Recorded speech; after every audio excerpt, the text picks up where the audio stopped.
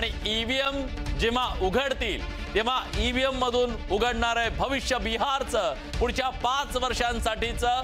बिहारच्या जनतेनं कौल प्रत्येक वेळी दिला, पण तिथल्या राजकीय व्यवस्थेनं अनेक पलट्या मारल्या आणि आपापल्या इच्छेनुसार आपापल्या सोयीनुसार सरकार आणली, तरी सुद्धा बिहारची जनता आज नेमकं कुणाच्या बाजूने उभे राहणार आहे।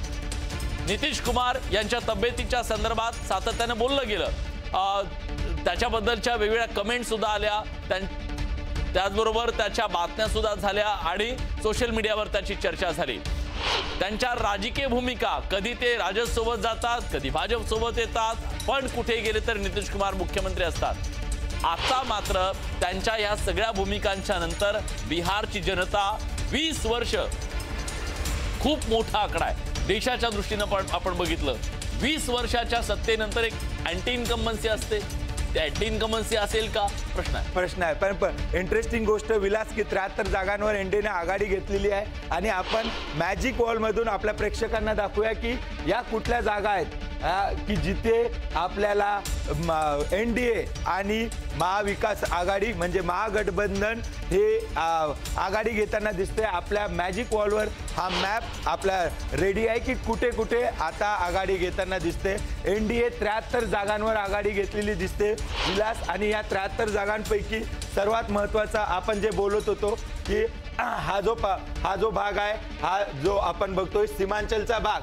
आज सुरुवातीला जे सांगत होतो की पश्चिम चंपारण इथे आरजेडी हे जे 43 जागा आहे, आपण इथे बघतोय की आरजेडी कुठे कुठे आघाडी घेताना दिसते।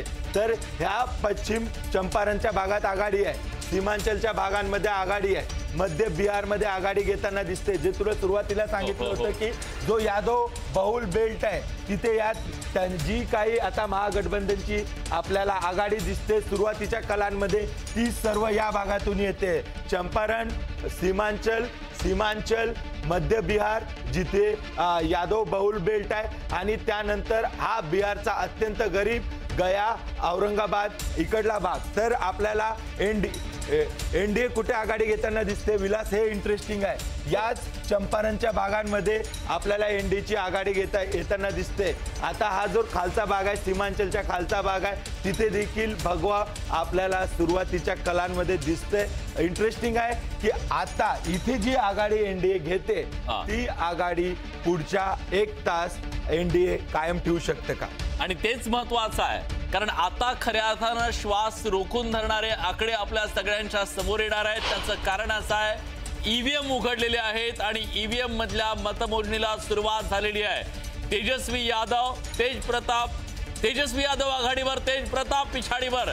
भावाच्या विरोधात बंड करून, कुटुंबाच्या विरोधात बंड करून मैदानात उतरलेल्या तेज प्रताप यांच्या राजकीय कसोटीचा आजचा दिवस असणार आहे। आणि ईव्हीएम उघडताच त्यांच्यासाठी निगेटिव्ह बातमी, तेज प्रताप पिछाडीवरती यादव कुटुंबातला व्यक्ती जो लालू प्रसाद यादव यांच्या सुपुत्र खरं तर, पण ते पहिल्यांदाच पिछाडीवरती जाणं एक निश्चितपणे त्यांच्यासाठी धक्का। तेजस्वी यादव यांच्या नेतृत्वाला आव्हान देत कौटुंबिक कलहातून तेज प्रताप यादव यांनी स्वतःचा पक्ष स्थापन केला। निवडणुकीच्या मैदानात अनेक उमेदवार उतरवले, पण स्वतःही ते आघाडीवर जाऊ शकले नाहीयेत। त्यामुळे बिहारच्या जनतेनं हे स्पष्ट ठरवलेलं दिसतंय, जो राजदचा त्यांचा मतदार आहे, आपण तेजस्वी यादव यांच्या बाजूने उभं राहायचं। तेज प्रताप की तेजस्वी यादव अशा प्रकारचा कुठलाही संभ्रम सध्या तरी त्यांच्या मतदारांमध्ये दिसत नाहीये। खरं तर वाटलं होतं घर फुटलं, 2 मुलं वेगळी झाली, 2 पक्ष झाले, यादवी लालू प्रसाद यादव यांच्या घरात यादवी बघायला मिळाली, पण मतदारांनी ठरवलेलं दिसतंय आपल्याला कुठं जायचं ते क्लिअर आहे। बिलकुल। विशाल काय मूड आहे सध्या पटनामध्ये? मतदार एनडीएच्या बाजूने झुकताना आपल्याला दिसत आहेत, अगदी सुरुवातीचे कल आहेत दिसतोय आपण। पटनामधला मूड जो आहे तो अर्थातच बदलताना दिसतो। एनडीएची आघाडी जर अमित ही अशाच पद्धतीने कायम राहिली तर निश्चितच एक्झिट पोलने जो अंदाज व्यक्त केला होता तो खरा ठरू शकतो। पण त्याचबरोबर सीमांचलबद्दल तुम्ही बोलत होता, सीमांचलच्या भागामध्ये मी जाऊन आलो होतो। तू जसं म्हणालास अमित की तिथं मुस्लिम आणि दलित वोटर्स हे निर्णायक आहेत, खरं तर गेल्या निवडणुकीमध्ये हेच वोटर जे होते AIMIM कडे गेले होते आणि जर तिथं आपल्याला RJD आणि जर NDAच्या उमेदवारांची आघाडी दिसत असेल तर मग यामध्ये पुढे अंदाज लावावा लागेल की हे दलित आणि मुस्लिम वोटर नेमके कुठे गेले.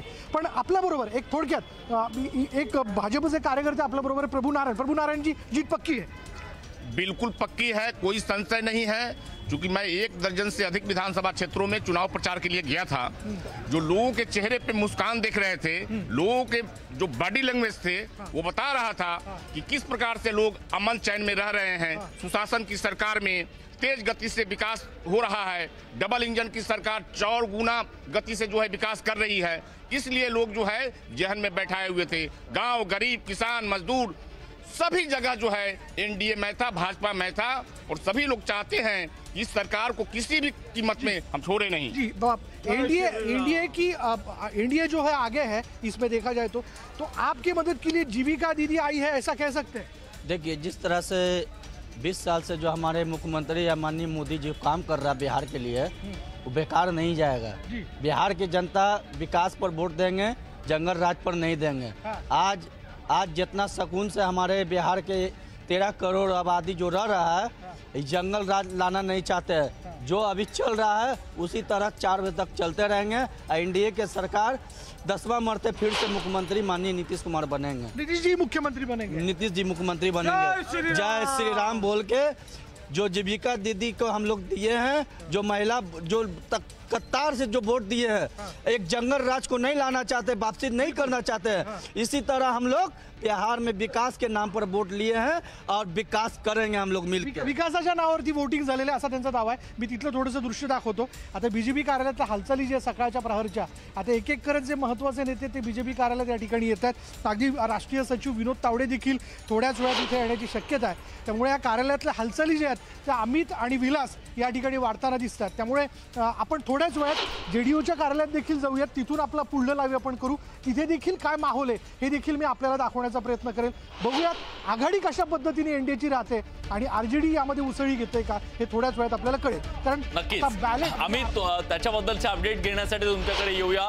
पण अमित, आपण आपल्या प्रेक्षकांना हे सांगूया की या निवडणुकीचं वैशिष्ट्य जे सांगितलं जात आहे, आकडा एकदा सांगूया, पुन्हा आपण चर्चेवर येऊया. 84 जागांवरती सध्या भाजपची जी NDA आहे, भाजपच्या नेतृत्वाखालची NDA आघाडी आहे. नितीश कुमार यांच्यासोबतची ती 86 जागांवरती सध्या आघाडीवर आहे. RJDचं गठबंधन, महागठबंधन काँग्रेसच्या सोबतचा 51 जागांवरती आहे. यामध्ये विलास, इंटरेस्टिंग गोष्ट अशी आहे की काँग्रेस फक्त 5 जागांवर आघाडीवर असल्याचं आपल्याला दिसते आणि प्रशांत किशोर यांचा पक्ष देखील मागे नाही आहे, 2 जागांवर आघाडी घेताना दिसते. NDAची आघाडी आता 88 झालेली आहे. विलास, मला असं वाटतं की अत्यंत वेगाने जर हे कल असेच राहिले तर बहुमताच्या दिशेने NDA आपल्याला जाताना दिसते. 88 आणि 51 हा फरक आता वाढत चाललेला आहे. विलास, निश्चितच हा फरक वाढत चाललेला आहे, पण पुढचे काही तास आपल्याला थांबावं लागेल.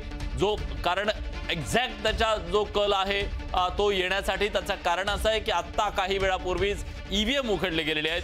त्यामुळे EVMच्या जोपर्यंत 3 ते 4 राऊंड होत नाहीत तोपर्यंत आपण हे स्पष्टपणे सांगू शकणार नाही की बिहारची जनता नेमकी कुठल्या दिशेने निघालेली आहे, बिहारची जनता नेमकी कुणाच्या बाजूने उभं राहिलेली आहे. कारण याच्या आधी मागच्या विधानसभा निवडणुकीमध्ये जो डिफरन्स होता तो अतिशय शेवटच्या काही क्षणात फैसला झालेला होता. कारण 37% मतं दोघांनाही मिळालेली होती. काही हजार मतांनी शेवटच्या 15 जागा गेलेल्या होत्या आणि त्या 15 जागा ठरवल्या की सत्ता कुणाची येणार आहे. त्यामुळे एक गोष्ट आपल्याला या निवडणुकीमध्ये सांगावं लागेल. मला वाटतं महिलांच्या बद्दलचं आपण तिथं मॅजिक वॉलच्या माध्यमातून दाखवूया. मी आकडा सुद्धा सांगणार आहे. महिला यावेळेस निर्णायक ठरणार आहेत, महिला ठरवणार आहेत या बिहारमध्ये सत्ता कुणाची आणायचं. त्याचं कारण असं आहे, एकूण मतदानाची टक्केवारी बिहारमधली 66.91% आहे. त्यात महिलांचा वाटा 66 मध्ये 71.6% इतका प्रचंड वाटा महिलांचा आहे. पुरुष मतदार 62.8 आहेत.